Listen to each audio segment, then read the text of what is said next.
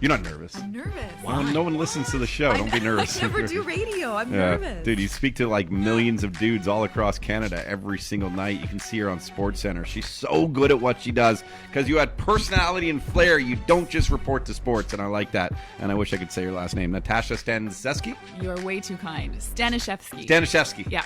Staniszewski. Dude, is Not that hard, is like that chef ski? Staniszewski. Oh, Yeah. chef, like chef. You're Exactly. cooking food and ski like you're skiing. Exactly. Are you a cook or do you ski? I'm a bit of a baker, not much of a skier. Really? Is Yeah. that you learned to bake out west there, eh? No, I don't know. No. I don't know. I just I'm always in the kitchen doing something. Actually, what's your favorite dish that you can bake? Anything desserts, cookies, cakes, Nice. whatever. I bring it all for the newsroom so the guys all eat it. Yeah. Wow. I don't have to. Over at Yeah. TSN, you Yeah. come in with like pastries. I try to, yeah, every once in a while. Yeah. Well, you're the coolest. Can you make a Napoleon? No. Like that with the custard, and I I've love never that tried one. that. No. I feel like it's intricate. That's hard. Yeah. Yeah, that's hard. I made a pie last year. That was my big thing, to make like a Okay. pie from scratch. Like Really? I'm not amazing. I just, Okay. try different I'm sure you're different pretty things. good Yeah. at it, Natasha. Blueberry apple. What's your rhubarb? For pie, Yeah. it was a peach pie. It was a peach pie. Yes. A peach pie. Yeah.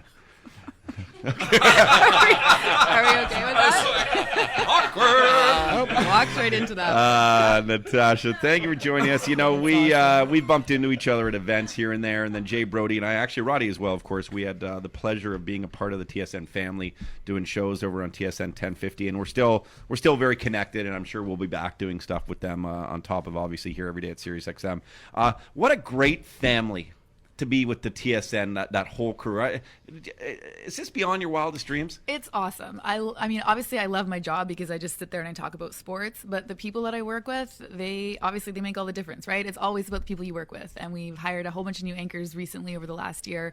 And everyone is fabulous. We're a good little team there. Yeah. You did you always want to go? Is this what you knew? Was this your goal? I'm going to be a sports broadcaster. I'm going to read. I'm going to be a part of Sports Center every night. Kind of. I mean, when I was in high school, I always thought about it. Like, I liked sports. I watched them all the time. I thought I would be good at it, but there really weren't a lot of women doing it back then, right? So I just thought it was kind of a stupid thing to even think about. So I went to university. I got a business degree. I tried to do like the practical thing. That did not work out. I hated that. So I was just like, okay, I'm going to go back to school and try it, and we'll see what happens. At what age did you go back to school for I guess, journalism? I was 26. That's such a great Felt story. old. I was so old. Yeah, I was like the only one. Everybody else was like 18 or 19. I wanted to kill them every day. But, Yeah. Right? Well, I'll tell you, I have a similar path, to be honest. I tried to do business, Yeah. and it was working out okay, but I was miserable.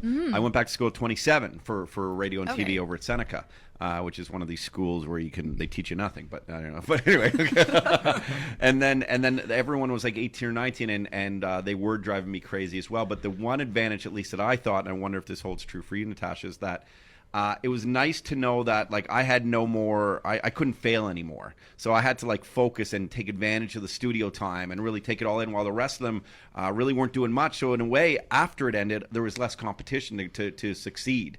Did you find that did you take that moment, those times seriously? Absolutely. Yeah. I was so much more serious about it because I'd, quit my other job and everything. I just bought a new place, so I had way more riding on it than all the kids who had just come out of high school and were just kind of like, oh, we want to be on let's TV. smoke like, they weed. didn't care, Yeah, right? yeah. Yeah. For me, I was way more serious about it. So, yeah, just being a little bit older, a little bit more mature. I got the best internships, and I was just kind of on it all Where'd the you time. start? My first internship was Lloydminster, Saskatchewan. Basically, all of my first jobs were Saskatchewan. I was in Lloyd, then Regina, then Yorkton, then Prince Albert, then Saskatoon, then back to Edmonton. Like, I moved like 8 times in 3 years. Wow, It's crazy. And yeah. and I don't. How long ago would this have been? Well, I moved to TSN when I was 2011 is when I came to TSN. I was in Edmonton from 2009 to 2011. So Saskatchewan, 2006 to 2009. All right, so about about 10 years, almost 10 years okay, ago 8 to now. 10 years Yeah. ago. Was it, as a female, and I got to ask, even 8 to 10 years ago, where people were like, no, we don't really know where we're going with this? Is that, because I feel like the shift has only been, I think you sort of are alluding to it, in the last like 3-4 years almost. Yeah, I think so. I mean, I've never really encountered I don't really have any horrible stories about being treated terribly. You get the odd comment here and there, different, but for the most part, I had some great news directors who were really, had faith in me and hired me and kind of built me up. So yeah, just within the last little while, I think for women now, it's It's amazing. It is amazing. Yeah. I always say it's the perfect storm for dudes too, because let's face it, you're watching SportsCenter late at night, and you're dying to watch your favorite sports teams and find out the results.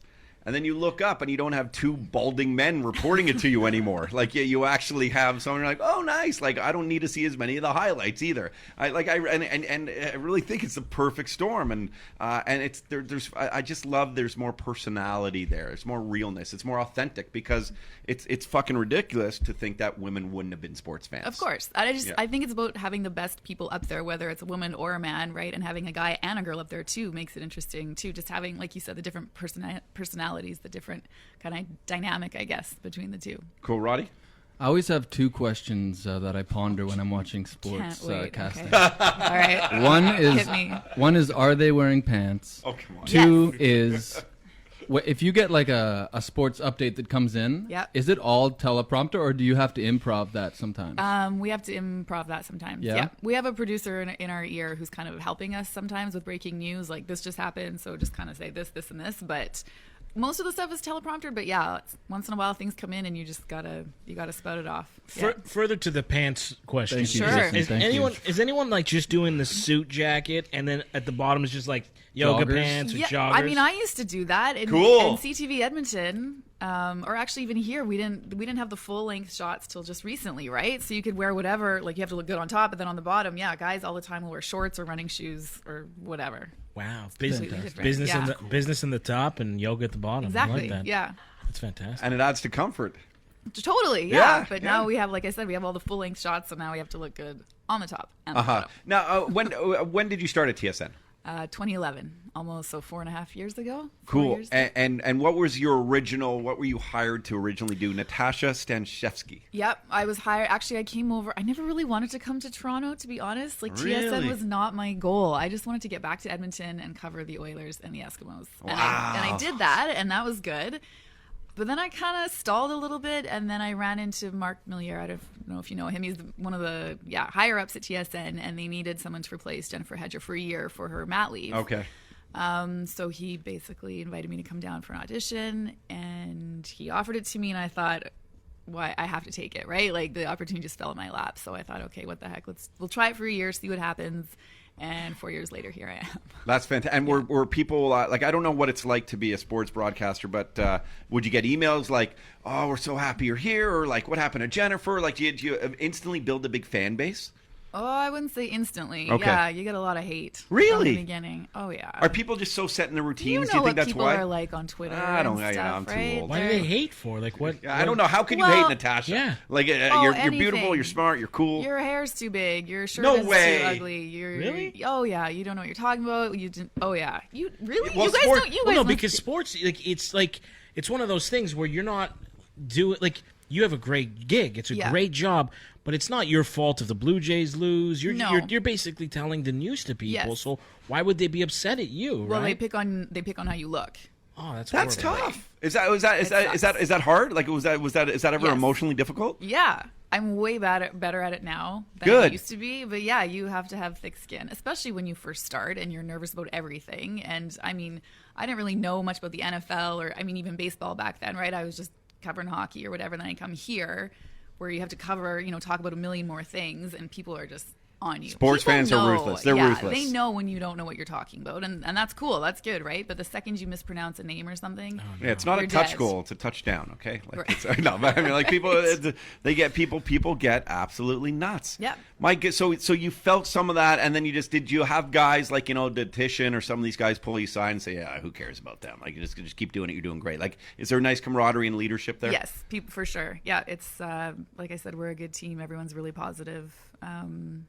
And I only ever got support from everybody in the newsroom, so that helped big time. Yeah. That's I appreciate you being very candid. It's a shame that people would ever be like that. I can't imagine that. But if you are like that, fuck you. Like come on, yeah, have a little bit of respect on it, because it's not like we go up to a bank teller when they're slow and they're like, "Oh, your hair looks shitty today." I would never. You would never do that. And it's funny that when you're deemed a celebrity, it's okay for people to rip into you for purely aesthetic reasons or for lack of knowledge knowledge of something while you're just experiencing and learning. It makes me very angry. It really does.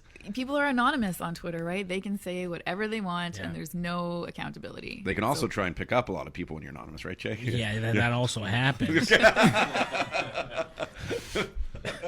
Cool. So now, like, do you have favorite sports? You mentioned football, hockey. Is CFL still something you care about? Okay. Absolutely. I mean, hockey for sure. Yes, I still care about the CFL. I'm trying to turn everybody here into CFL fans, but that's been tough. So how because you're from out west, you're where in Edmonton. Okay, right from Edmonton, born and raised. Yep. How popular would the Eskimos be out there? Like, they're huge. Huge. I mean, in the last couple of years, they had crappy teams, so attendance I think has been down, but. Yeah, people are all over the CFL over there. It's very different here. When like it comes tailgating, to CFL. And they get into it, and yeah, I mean, you know what Saskatchewan's like, right? With the Riders, like they're crazy there. But Edmonton and Calgary, yeah, really good fans for sure. Wow, it's nice to know CFL's alive and well. I think so. Yeah. I like the. Well, actually, Bomb Nation, they sponsor the Red Blacks of Ottawa. I know that. So you know they're obviously big into it. They're helping out our show. So thanks to them. And then hockey though, like do you like you grew up, I guess, as a kid, did like when the Oilers were in their prime, right? Well, or just before. I really remember their last Stanley Cup in 1990 when Mark Messier was their captain. He was my favorite kind of. So I really remember that one. Gretzky, I remember him being around, but I was still kind of young to remember like them winning all of those cups. But I do remember the day he was traded. It was like doom and gloom, right? Like I don't really understand it, but I remember it was a big thing in my house at the time. Your parents are crying. You're like, why? Yeah. Like, we're still paying the mortgage. Right. Oh, Gretzky's gone. Natasha Staniszewski. Staniszewski. I forget the Staniszewski. Jeez. That's why I can never be a sports broadcaster. I cannot pronounce last names. Yeah. I'm like Don Cherry that way, and it's like it's not malicious. I just like, Staniszewski. Like, I don't know. Okay. You just have to say it with authority, and then people believe you. Yeah, exactly. Say it like you mean it. That's all you have to do. You're like Tiger Woods. Other ladies were like Tiger Wads, but anyway. Hey, what's up? I'm Roddy.